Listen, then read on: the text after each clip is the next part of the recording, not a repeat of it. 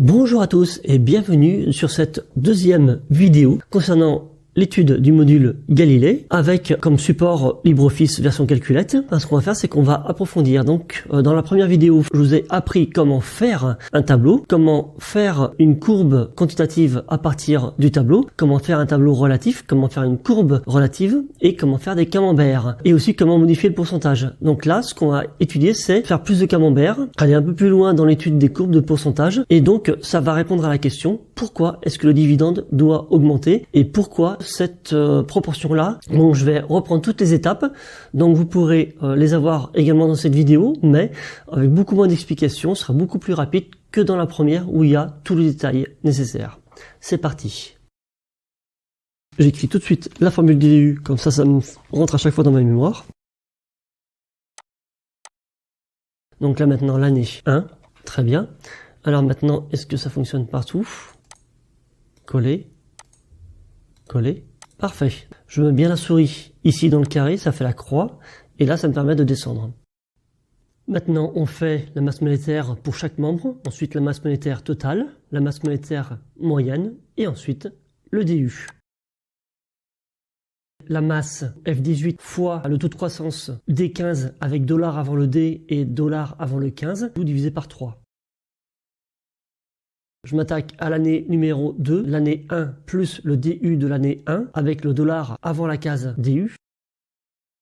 Ensuite, je copie la case, je colle à côté, chez Clos, pour la deuxième année. Je copie la première année de la masse totale, pareil, masse moyenne, je copie l'année 1 pour l'année 2, je colle. Et DU, pareil, année 1 pour année 2, je colle. Sélection de la ligne, on descend de quelques lignes pour voir si ça fonctionne. Si ça fonctionne, on peut descendre jusqu'en bas. Donc maintenant, je fais mon tableau. Première courbe quantitative qui va jusqu'à 80 ans. Donc répétition pour ceux qui ne savent pas. Insertion, courbe, ligne, troisième choix, terminé. On profite du contour, on va cliquer en haut à gauche dans le chiffre, double-clic à gauche, choisir la fonction logarithmique, et on a notre courbe, on n'a plus qu'à la déplacer là où on veut, et la réduire si on veut. Maintenant, même chose, on sélectionne les 200 ans pour les 3 personnes. Maintenant, on peut s'attaquer au deuxième tableau. C'est parti. On copie 4 lignes et on colle un peu plus loin à droite. On supprime tout ce dont on n'a pas besoin. On agrandit ce qu'on a besoin d'agrandir. On regarde pour l'année. Est-ce que ça fonctionne? Ça fonctionne. On continue.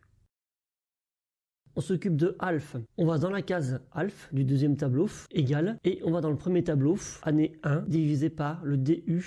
Alors là, il m'est arrivé un bug, donc j'ai fait différemment. J'ai fait pour Clos et pour Dave, comme pour alf. J'ai pris égal dans la table de droite, et j'ai pris les données dans le tableau de gauche.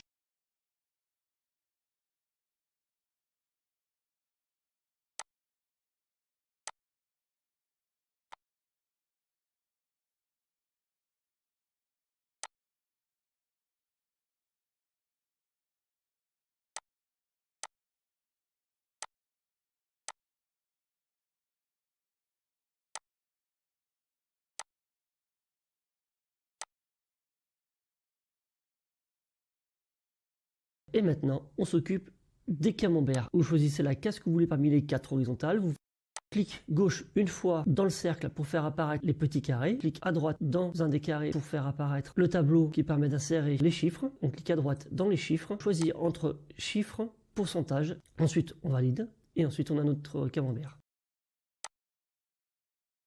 Très bien, donc on a fait nos camemberts, on a tout fait, on a tout ce qu'il faut. Donc maintenant, on s'attaque aux proportions. On va le faire en 2 étapes. Alors, la première étape, on va rester sur cette image-là et en modifiant le pourcentage, vous allez voir par vous-même en un clin d'œil la différence au niveau des courbes et des camemberts simultanément. Observez par vous-même, au fur et à mesure qu'on descend ou qu'on monte en pourcentage, observez la différence de courbe, observez la convergence vers la moyenne par rapport aux années, quand est-ce que ça arrive. Observez dans le camembert les pourcentages qui varient de l'année 1, l'année 10, l'année 40, 50, 75, 100, 150, 200. Observez la convergence, observez les différences de pourcentage.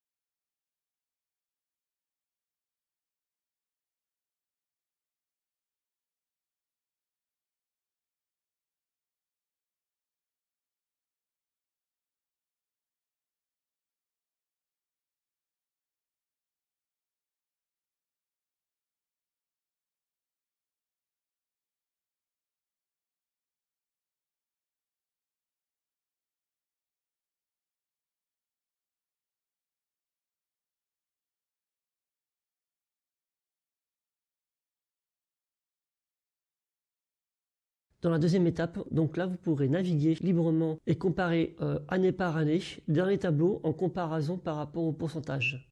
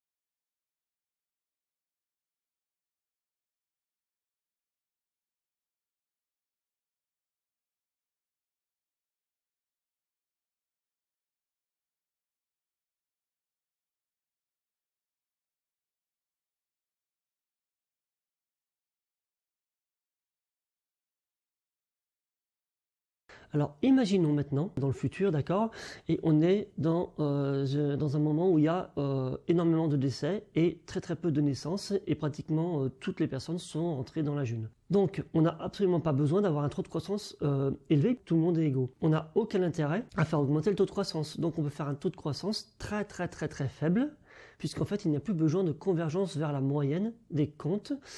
Ou alors il y a quelque chose qui m'a échappé, alors oui, il y a peut-être la notion des échanges qui peut faire que certains comptes soient beaucoup plus élevés, d'autres beaucoup plus faibles. Et à ce moment-là, oui, la convergence vers la moyenne pourrait être nécessaire dans le temps également. Maintenant, Imaginons brusquement un max de naissance 10 ans après. On peut par exemple faire un fort taux de croissance pour ramener une convergence vers la moyenne très rapide entre ceux qui sont nés 10 ans plus tard et ceux qui sont 10 ans avant et qui ont énormément cumulé de jeunes par rapport à ceux qui débarquent.